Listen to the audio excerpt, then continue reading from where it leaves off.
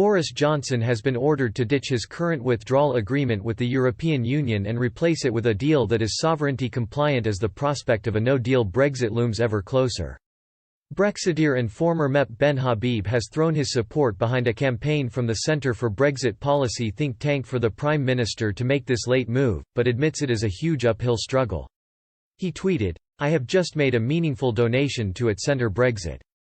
This group advocates at Boris Johnson replace the WA with a sovereign-compliant deal.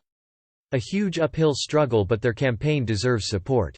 The Centre for Brexit Policy has suggested the withdrawal agreement could be replaced to ensure the UK takes back control on exiting the transition period, despite this ending in just over 4 months on December 31.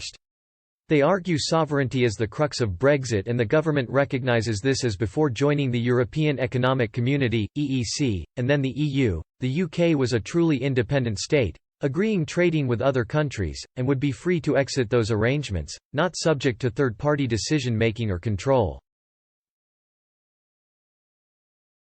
But the think tank argues the EU is underpinned by a concept of pooled sovereignty, where member states give up some of their sovereignty in return for participation in the bloc's collective institutions.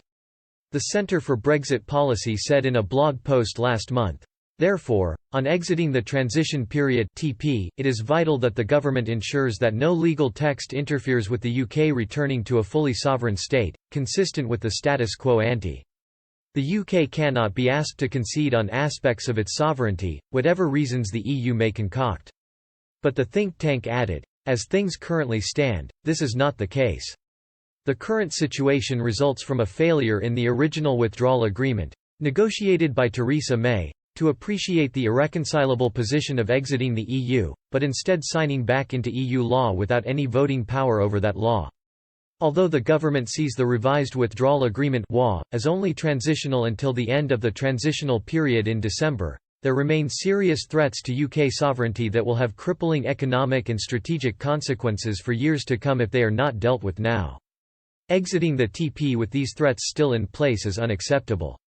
Therefore, to fulfil Brexit's sovereign promise and take back control from the EU, the UK must ensure that any agreement negotiated is sovereignty compliant, and that the UK prepares itself for the possibility that the EU ultimately will not come to such an agreement.